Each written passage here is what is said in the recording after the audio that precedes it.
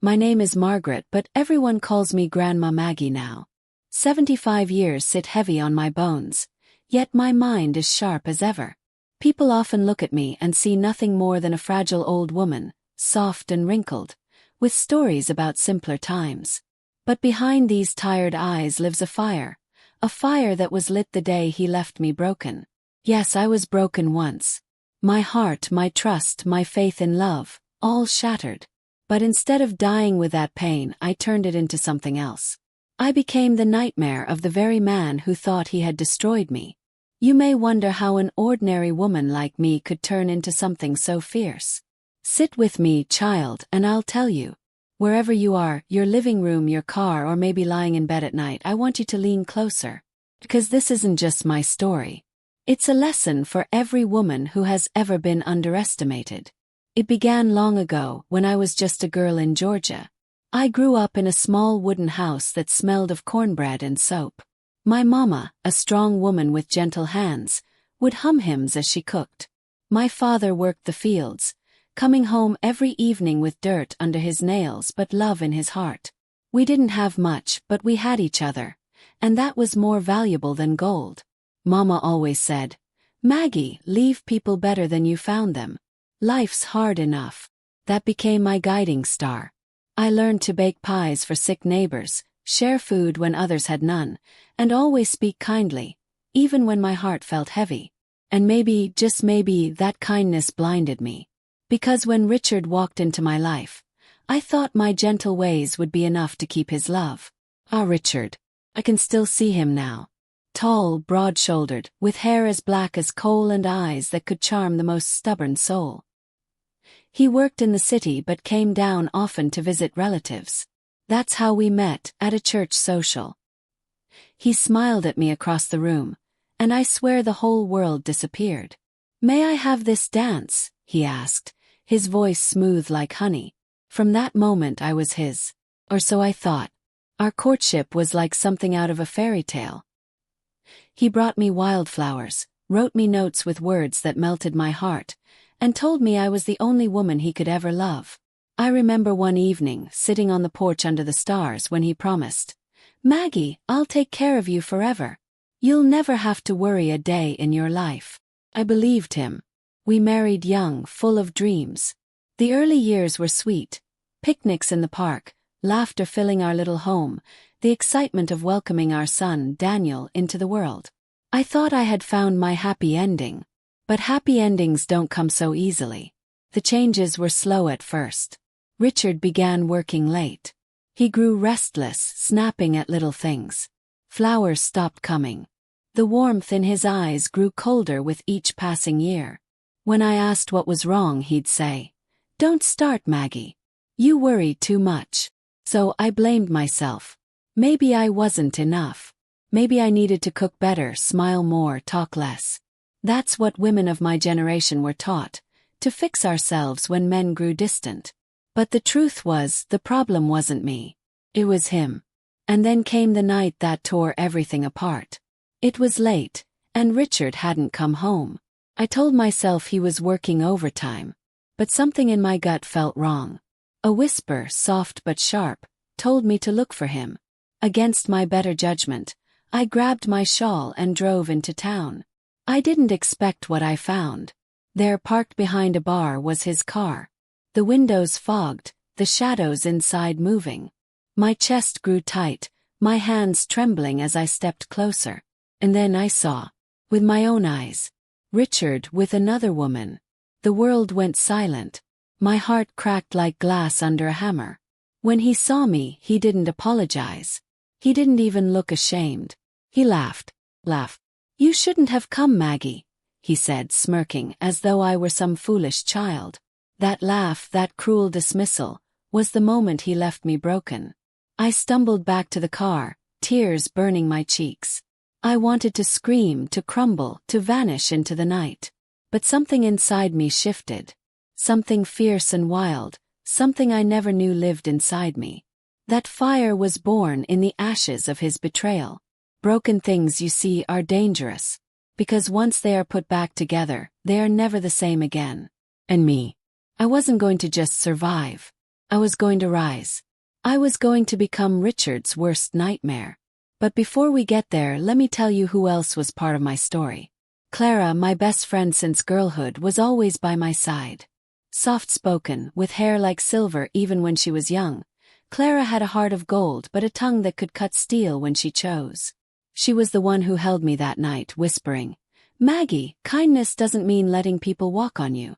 It's time you stood tall." Then there was Daniel, my son. He was young then, too young to understand, but he had eyes like mine, watchful, thoughtful. He loved his daddy but sensed something was wrong. I often wonder how much he saw, how much he knew. And finally there was Richard himself. The man who charmed me, married me, fathered my child, and betrayed me without remorse. He had no idea that the woman he left in tears would become the woman who would haunt his days and nights. The days after that betrayal were the hardest of my life. I walked around like a ghost, my body moving but my spirit crushed. I tried to pretend for Daniel's sake, cooking meals, folding laundry, humming as Mama once did. But inside I was dying. And yet, even in that dark valley, there were moments of light. Clara's laughter as she tried to cheer me up. The way Daniel hugged me tightly at night, whispering, "I love you, Mama." The kindness of neighbors who had no idea what I was going through but still left pies on my porch. Those little acts reminded me that kindness still mattered, even when my world felt cruel. Still, every night, I replayed Richard's laugh in my head. That cruel smirk. That mocking voice. And slowly, that pain turned into something else. Determination. I told myself. He may have left me broken, but I will not stay broken. I will not let him destroy me. At first I didn't know what that meant. I just knew I had to fight. For my dignity. For my son. For myself. And then, one evening, something happened that set everything into motion. Something that changed the game entirely. I was going through Richard's jacket pockets while doing laundry, and what I found made my blood run cold. It wasn't just an affair. It was something far, far darker. And that, my dear listeners, was the beginning of the storm. I still remember the way my fingers trembled that night. I had pulled Richard's jacket from the laundry basket, just doing what I always did, folding clothes with quiet efficiency. My life had turned into a rhythm of survival. Cook, clean, care for Daniel, pretend nothing was wrong. But something made me check that pocket. Maybe it was instinct. Maybe it was God whispering, "Look closer, Maggie."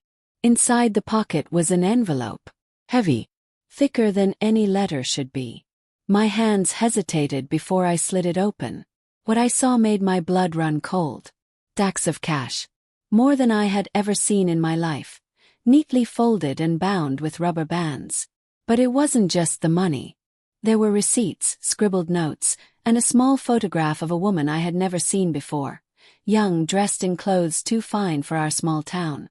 On the back of the photo, in Richard's handwriting, were the words, "For later." My knees buckled. This wasn't just infidelity. It was secrets. Dangerous secrets. Money hidden, faces unknown, plans I was never meant to see. I clutched that envelope to my chest, my mind spinning. Who was that woman? Where did the money come from? What was Richard planning? For a long while, I sat at the kitchen table, staring at the envelope as the clock ticked past midnight. The old house creaked. Daniel slept in his room, and the cicadas sang outside. But inside all was still. My life was unraveling piece by piece. And now I had a handful of threads I didn't know how to weave together. I wanted to march into Richard's face and demand answers. But something in me, something fierce and new, whispered, "Wait. Learn." So I hid the envelope in the flour tin, deep in the pantry where no man would think to look. That was the first time I realized.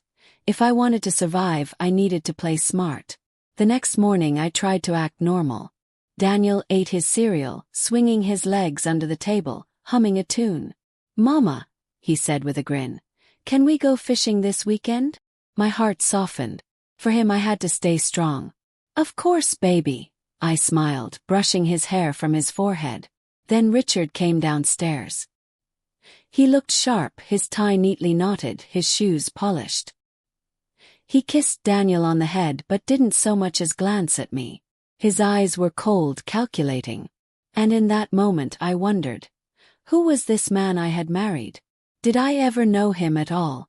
As the day went on, I found myself remembering who I used to be. Before Richard. Before the heartbreak. I remembered Mama's words about kindness. I remembered how strong my father was, even when life was cruel. I thought about Clara, my friend who always stood up for herself, even when people underestimated her. I had been quiet too long. That evening Clara came by. She brought a pie. Apple, my favorite, and sat with me on the porch as the sun went down. "You're too pale, Maggie," she said, narrowing her eyes. "Something's wrong." I wanted to tell her everything. About the woman in the car, about the envelope, about the darkness I was beginning to see in Richard's eyes. But fear tied my tongue. What if Richard found out I had spoken? So I said, "I'm fine, Clara. Just tired." She studied me for a long moment, then nodded. "Fine. But listen, Maggie, if you ever need me, I'm here. Day or night." That promise warmed my heart. For the first time in days, I felt a flicker of hope. Maybe I wasn't alone after all. But that night, oh, that night shattered everything again. I was in the kitchen, wiping down the counters, when I heard Richard's voice in the living room. He was on the phone, speaking in a low, harsh tone. I froze, my rag dripping water onto the floor, straining to catch his words. "I told you," he hissed. "She doesn't know anything. Keep your mouth shut, and you'll get the rest of the money." My heart pounded. I pressed my back against the wall, every nerve in my body alive. Who was he talking to? What didn't I know? Then came the words that made my blood run like ice. "If she finds out," Richard said, his voice sharp as a blade, "I'll make sure she disappears." Disappears. He was talking about me. And that, my dear listeners, was the moment I realized. This wasn't just about heartbreak. This was about survival. Richard wasn't just a liar. He wasn't just unfaithful. He was dangerous. And now I had to decide, would I run and hide? Or would I fight back? I could hardly breathe that night. My back pressed against the wall, my hand clutching my chest as if I could hold my heart still. The word echoed in my mind like church bells on Sunday morning. Disappear. Richard had said it so casually, like tossing a match into dry grass. Did he mean it? Was it just a threat? Or was my husband, the man I once danced with under the stars, the man who had promised to take care of me forever, truly plotting to erase me from this world? My hands shook as I crept back into the kitchen. I stood there in the dark, staring at my reflection in the window. My face was pale, my eyes wide with fear. For a moment I wanted to collapse, to surrender. But then something inside me hardened. He had broken my heart, yes. He had laughed at my pain. But now he threatened my life. No more. That night I couldn't sleep. I lay in bed beside him, staring at the ceiling, listening to his steady breathing. I wondered how someone could rest so peacefully with such darkness inside them. My mind turned over and over, searching for answers. Who was he talking to? What was the money for? And most importantly, how could I protect myself and Daniel? By morning I had a plan. Not a full one yet, but the start of something. The first step was Clara. I met her at the diner in town, the one with red booths and checkered curtains that smelled of coffee and biscuits. Clara knew something was wrong before I even sat down. "You look like you've seen a ghost," she said, sliding me a cup of coffee. I leaned in close, my voice shaking. "Clara, I think Richard wants to hurt me." Her eyes widened, the spoon clattering in her saucer. "Maggie, what are you talking about?" So I told her. Not everything. Lord, I was still too scared to spill it all, but enough. About the late nights. Envelope. Phone call. His words. Clara reached across the table and gripped my hands tight. "Listen to me. You're not crazy. You're not alone. If he lays a finger on you, Maggie, I swear, he'll have to deal with me first." Her words gave me strength. But I knew words weren't enough. I needed proof. That evening, after Richard left the house again, I went to the pantry and pulled out the flour tin. My hands sifted through the white powder until I touched the envelope. I opened it once more, studying every detail. The bills smelled faintly of smoke, not fresh from the bank. The receipts were from places I didn't recognize, bars and hotels in towns miles away. And that photo. That woman staring back at me with painted lips and sly eyes. Who was she? Why was Richard keeping her picture? I tucked everything back carefully, heart pounding. That was when Daniel walked in. "Mama?" he asked softly, his little voice carrying the innocence of childhood. "Are you okay?" I forced a smile, wiping my hands on my apron. "Of course, baby. Just making sure the flour's fresh." But inside I wanted to cry. My son deserved safety, peace, joy. Not a mother trembling in fear of the man she married. That night Richard came home late again. His tie was loose, his hair mussed, his eyes sharp like knives.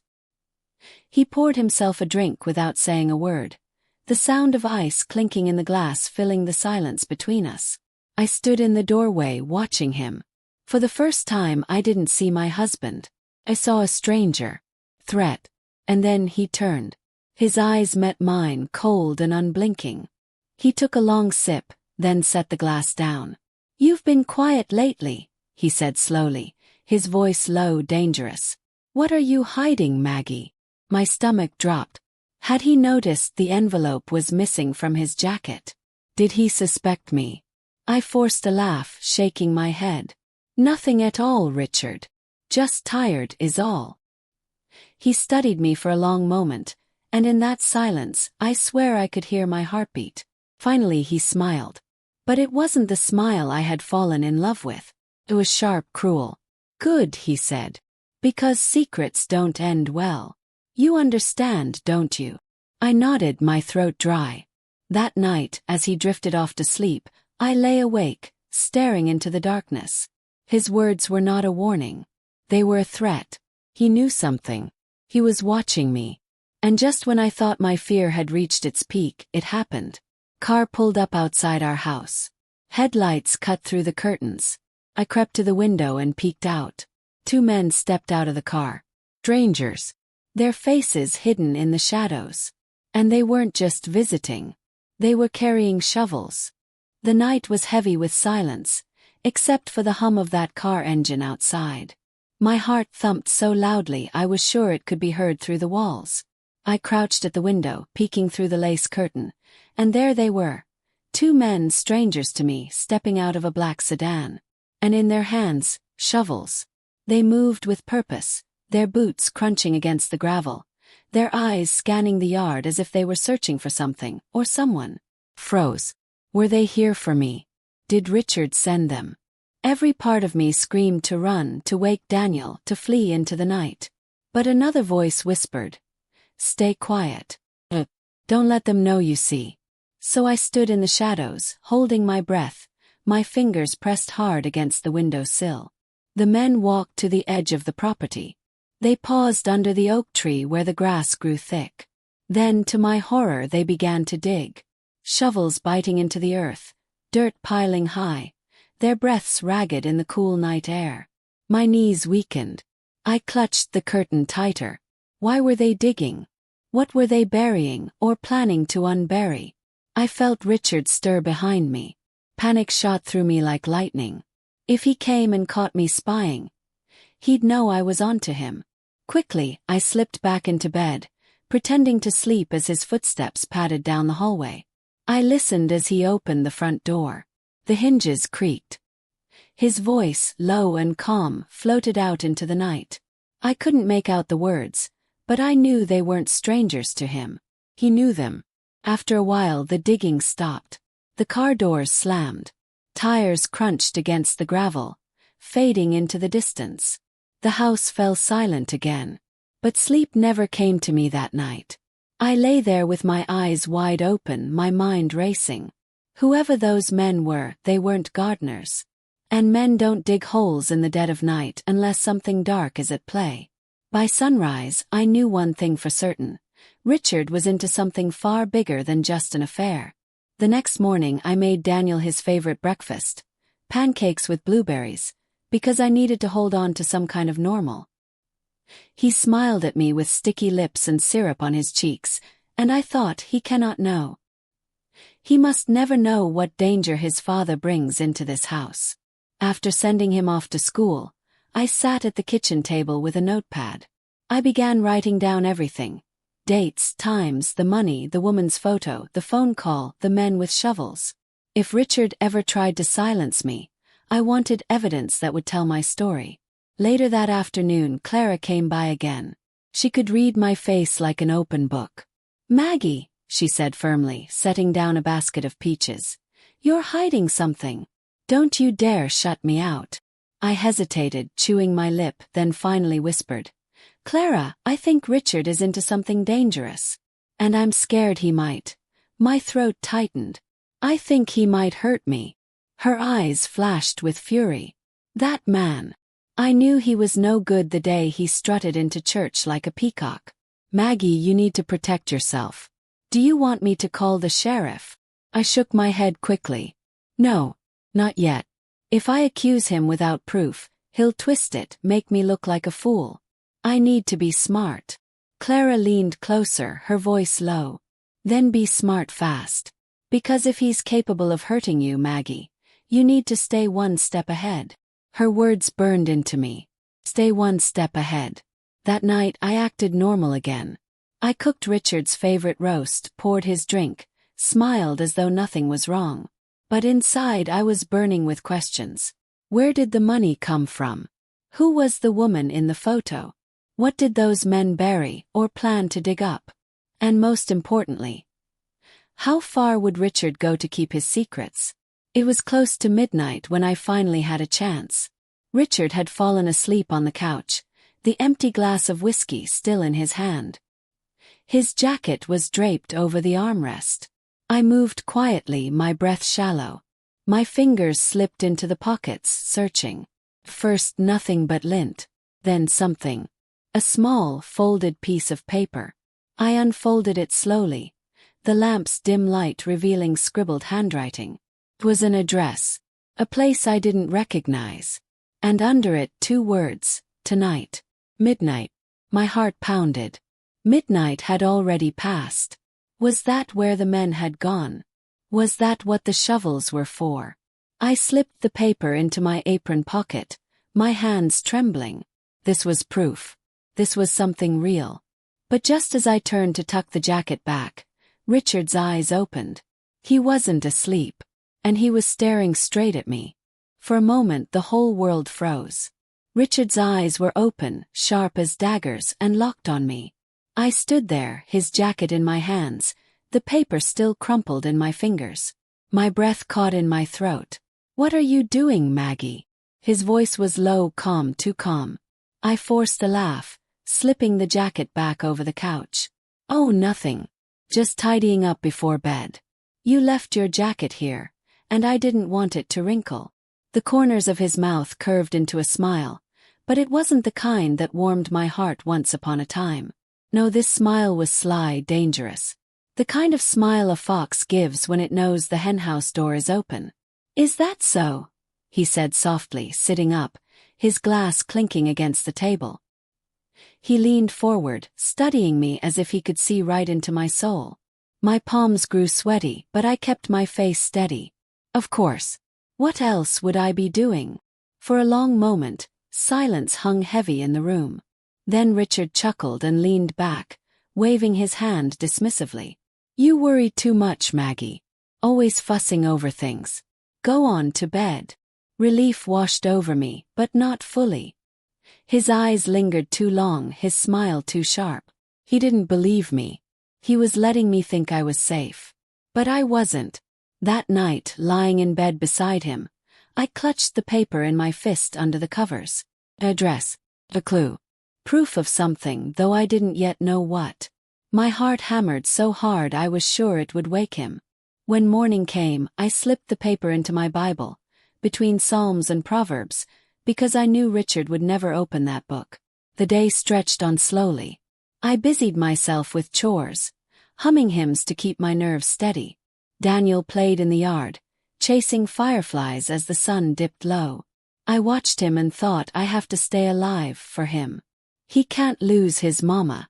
Later Clara came by again. She noticed the dark circles under my eyes.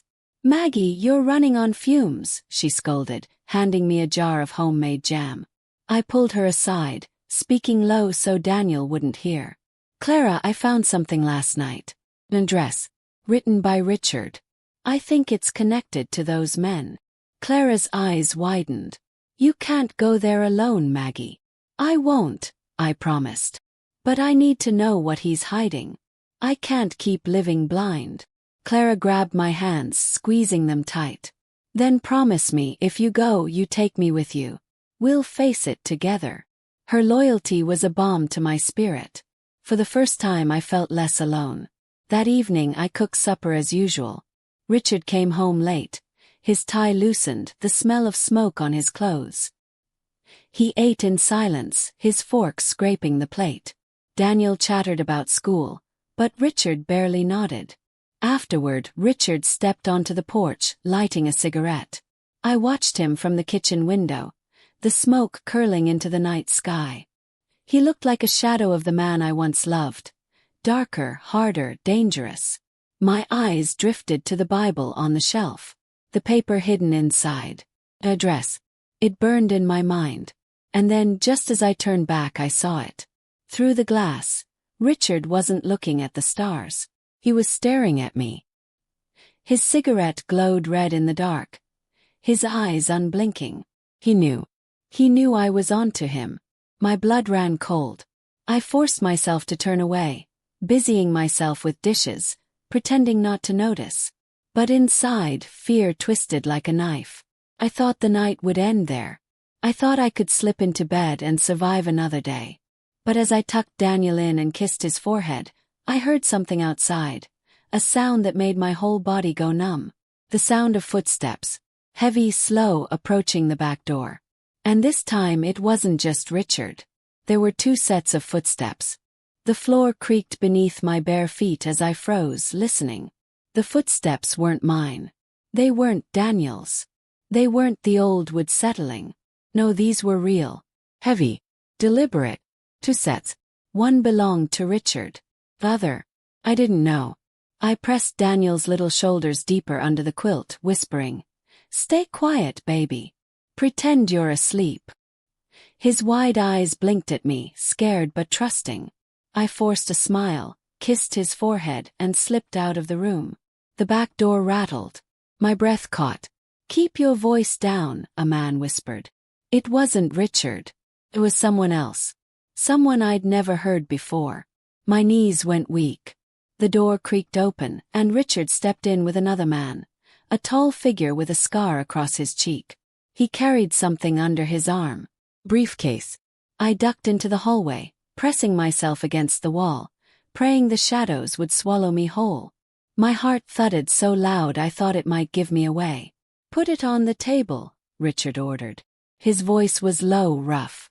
The scarred man set the briefcase down with a thud. "You better pay your end, Richard. We're not playing games anymore." Richard poured himself a drink, calm as stone. "You'll get what's yours. But you know these things take time." The man leaned in, his voice sharp as a blade. "Time is running out." I didn't dare move. I didn't dare breathe. But in that moment, the truth hit me harder than a storm. Richard wasn't just hiding something. He was in deep. So deep he was dragging us all under with him. The men spoke in hushed tones, their words blending into shadows. I caught bits and pieces: shipment, debts, safe house. But then Richard said something that froze the blood in my veins. "If Maggie finds out, I'll handle her." "Handle me." I pressed a hand to my mouth, choking back a sob. The men stayed for what felt like hours. Finally, the stranger left, his boots echoing into the night. Richard locked the door behind him and poured another drink. I slipped back into bed before he could notice I'd been awake, my body trembling under the covers. When morning came, I put on my best act. I fried eggs, poured coffee, set the table like nothing had happened.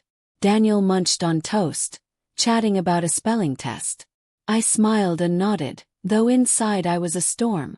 Richard came down, adjusting his tie, cool and composed. He kissed Daniel's head, then leaned toward me. "Sleep well, darling." I swallowed hard, forcing a smile. "Like a baby." His eyes lingered on mine a second too long, as though he could see straight through the lie. Then he smirked, picked up his briefcase and left. The moment the door closed, I collapsed against the counter, shaking. I couldn't keep playing this game. Richard wasn't just broken, he was dangerous. And if I didn't move carefully, Daniel and I would be swallowed by whatever darkness he had invited into our home. That evening, Clara came by again. I told her everything I overheard. She grabbed my arm, her face pale. "Maggie, this is worse than I thought. You need proof. Real proof. Something no one can deny." Her words stuck with me long after she left. Proof. That night, when Richard dozed off on the couch with his drink in hand, I made my move. Quiet as a mouse, I slipped into his study. I rummaged through drawers, flipped through ledgers, searching for anything. And then I found it. Not just papers. Not just an address. Photograph. A photograph of Richard, standing beside the scarred man, shaking hands over the very same briefcase I'd seen the night before. My chest tightened. My hands shook. This was it. The proof Clara spoke of. But just as I tucked the photo into my pocket, a shadow fell across the room. And I heard his voice. "Well, well, Maggie. What do you think you're doing?" The photograph slipped from my trembling fingers, landing face down on the rug. Richard stood in the doorway, the dim light from the hall casting his shadow long and sharp across the room. His voice was calm, almost too calm, like the quiet before thunder splits the sky. "What do you think you're doing, Maggie?" My lips parted, but no words came out. My mouth was dry as dust. I was looking for a pen," I stammered, forcing a shaky laugh. "Daniel needed help with his homework, and I couldn't find one." Richard's eyes flicked to the desk drawer I had left half open, then to the photo on the floor. He bent down, picked it up slowly, and studied it. For a moment, silence swallowed us both whole. Then he smiled. But it wasn't the smile of the man I once knew. It was thin, crooked, full of something cruel. "You've been snooping." His voice was soft, dangerous. "Haven't you learned, Maggie, that curiosity gets people hurt?" My knees buckled. "Richard, please, I wasn't." He stepped closer, lifting the photograph like it was a blade. "Do you know what happens when people meddle in things they don't understand?" I shook my head, heart hammering. "They get burned." The words slithered through the air, wrapping tight around my chest. But then, suddenly, he slipped the photo into his pocket, poured himself another drink, and leaned back against the desk like nothing had happened. "Go on," he said, waving his glass toward the door. "Back to bed." I didn't wait to be told twice. My legs carried me down the hall, trembling so bad I thought I might collapse. I slipped under the covers beside Daniel, my heart still racing. But something strange gnawed at me. Richard hadn't yelled. He hadn't struck me. He hadn't even demanded an explanation. No, he'd done something worse. He'd let me know he knew. And that meant he was planning something. The next morning, the house felt like a trap. Richard moved about his day as if nothing had happened, whistling, sipping coffee, patting Daniel's head before leaving for work. But I saw the glint in his eyes. He was masking something. I tried to keep life normal. I read Daniel a story, baked a pie, hung the laundry. But my hands shook, and every shadow felt alive with danger. Clara came by again, and I finally confessed what had happened in the study. She gripped my shoulders, her face stern. "Maggie, listen to me. He's playing with you. He wants you scared. That means you're closer to the truth than ever." Her words gave me strength. That night, after Daniel was asleep, I sat in the dark kitchen, staring at the Bible where I'd hidden the address. My mind was racing. I couldn't keep waiting for Richard to destroy me. If he wanted a battle, I had to be ready. And then, just when I was mustering my courage, there came a knock at the door. Not Richard's knock. Not Clara's knock.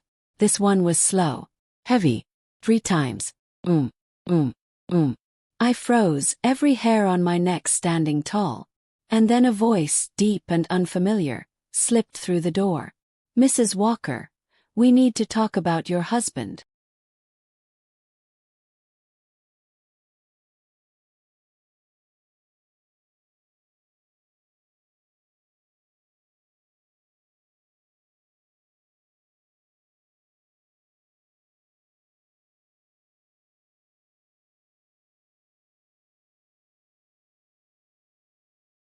The knock echoed again, rattling the frame of the door.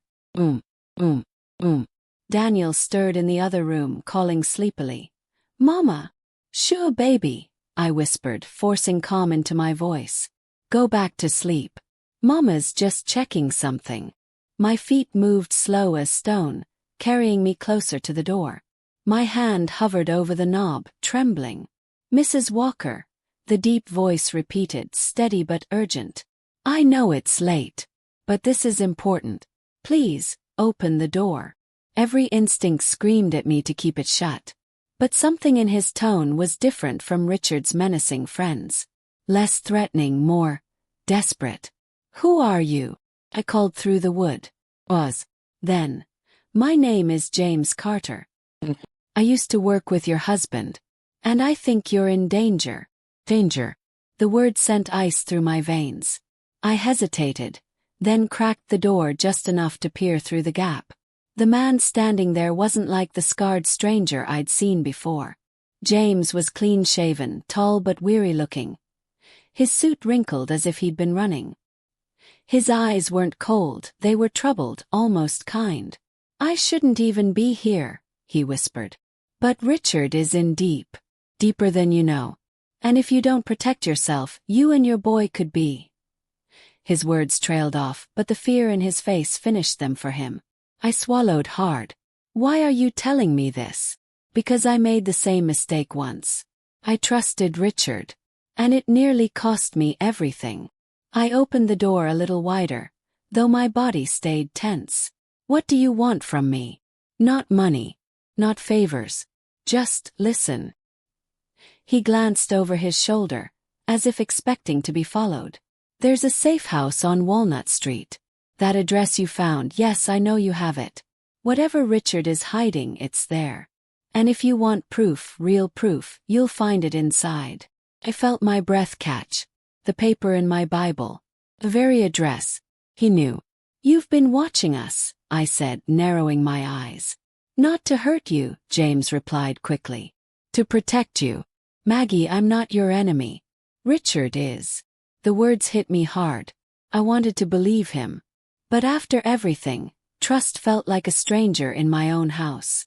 Before I could answer, a floorboard creaked behind me. Daniel stood in the hall, rubbing his eyes. Mama, who is it? I spun, heart leaping. Nobody, baby. Go back to bed. But James stepped closer, lowering his voice to a whisper. Keep him safe, Maggie. Whatever you do, keep him safe. He slipped something into my hand before I could stop him. A small silver key, then turned and disappeared into the night. I locked the door, clutching the key so tight it dug into my palm.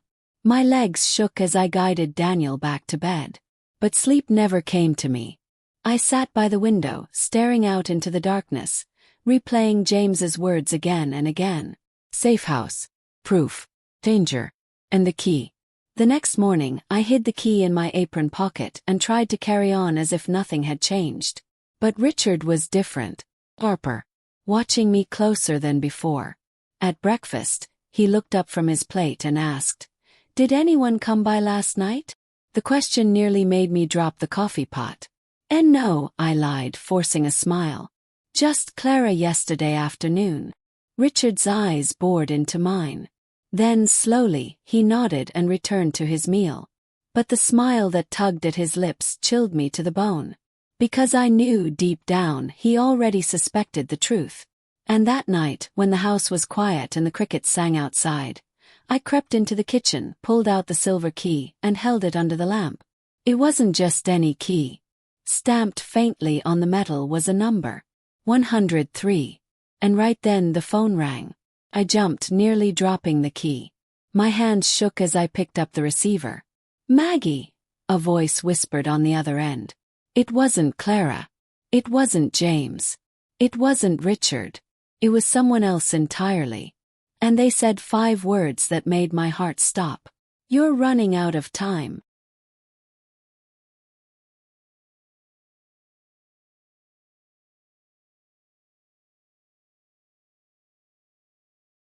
The phone trembled against my ear, my knuckles white from gripping it too tight. "You're running out of time," the voice repeated, low and raspy, like gravel dragged across pavement. "Who is this?" I whispered, my throat so dry the words scraped coming out. "Oz." Then, "You don't know me. But I know your husband. And if you don't act soon, Maggie, he'll take everything from you. And your boy." My blood turned to ice. "What do you want from me?" Managed. "Go to the safe house. Room 103. Key will open it. Inside you'll find everything you need. But be careful. Richard suspects you. He always does." The line went dead before I could ask another question. I stood there, frozen, the silence of the house pressing in on me. Only the sound of Daniel's soft breathing down the hall kept me tethered to earth. I sank into the chair, burying my face in my hands. James had warned me. Now this stranger had echoed the same message. Proof. Safe house. Room 103. But was it a trap? Or my only chance to escape Richard's darkness? The next day, Clara came by with fresh bread. She noticed the dark circles under my eyes, the way my hands shook as I buttered a slice. "Maggie," she said softly, "you look like you haven't slept in days." I forced a smile. "I'm fine, Clara. Just thinking too much." She laid her hand over mine, squeezing gently. "You don't have to tell me everything. But remember, you're stronger than you think. You always have been." Her kindness nearly broke me. For a moment I wanted to spill it all, the phone call, the key, the safe house. But fear sealed my lips shut. If Richard ever found out Clara knew, he'd drag her down with me. That night, after Daniel was asleep, I sat alone in the kitchen, the silver key glinting under the lamplight. My fingers traced the number 103. My heart pounded with the weight of the choice before me. Stay silent and hope Richard didn't destroy us. Or use the key and risk everything. I whispered a prayer under my breath. "Lord, guide me. Don't let me fail my boy." The next morning, Richard left earlier than usual, muttering something about meetings. I packed Daniel's lunch, kissed his cheek, and sent him off to school. For once, I had the day to myself. And I knew what I had to do. I tucked the key into my pocket, pulled my coat tight, and stepped out into the crisp air. My feet carried me down familiar roads until I reached Walnut Street. The safe house looked ordinary. Just another worn-down boarding house with peeling paint and shuttered windows. But as I approached, dread crawled up my spine. Inside, the hallway smelled of dust and secrets. My footsteps echoed too loudly on the wooden floorboards as I searched. Room numbers blurred past. 99, 100, 101. Then I stopped. Room 103. My hands shook as I slid the key into the lock. Clicked open with ease. I pushed the door wide and stepped inside. The room was dim, curtains drawn tight. A single table stood in the center, covered in papers, photographs, and ledgers. My breath caught as I recognized faces. Richard, the scarred man, even James. Bundles of cash. Stamped envelopes. Maps with routes marked in red. It was all here. Proof. Proof that Richard wasn't just in trouble. He was orchestrating something far bigger, far darker than I ever imagined. And then, just as I reached for one of the photographs, the door behind me slammed shut. I spun, heart lurching. Richard stood in the doorway, his eyes blazing with fury. "I told you not to meddle, Maggie." Richard's shadow filled the doorway, the room suddenly smaller, darker. His eyes blazed, the anger raw and dangerous. "I told you not to meddle, Maggie," he said, stepping inside. His presence was suffocating, each movement deliberate, controlling. I swallowed hard, gripping the silver key tightly. My legs wanted to buckle, but I forced them to hold me upright. I looked at the papers, photographs, and ledgers spread across the table. The proof of his lies, his schemes, everything. "You lied to me," I said, my voice trembling but strong. "You lied to Daniel. You lied to me. And you almost destroyed us." Richard sneered. "And what are you going to do about it?" I took a deep breath. "I'm going to make sure everyone knows who you really are. All of your secrets. Your lies. Your crimes. They end now." He laughed, a harsh, cruel sound. "Do you think a little woman like you can stop me?" I smiled faintly, though my hands shook. "I've survived worse than you, Richard. And this time, you're going to regret ever underestimating me." Richard lunged, but I was ready. I grabbed the ledgers, shoved the photographs into my bag, and yanked the door open. The hallway was empty. James had followed me silently. He appeared from the shadows.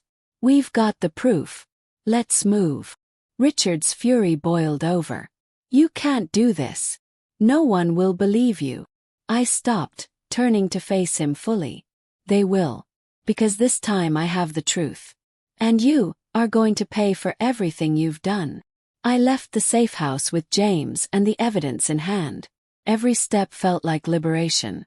I could finally breathe. Finally feel the hope that had been buried under years of fear. By morning, the authorities had been contacted. Clara helped me gather Daniel and our few belongings. News reports covered the arrest. Richard's empire of lies collapsed. The scarred men, the hidden cash, the threats, all exposed. And Richard. He looked at me from behind bars, hatred burning in his eyes. But I didn't flinch. I didn't tremble. Because the woman he had left broken, the woman he thought he could control, I had become his worst nightmare. Daniel hugged me tightly, his small hands clinging to mine. "Mama, we're safe now." I smiled through tears. "Yes, baby.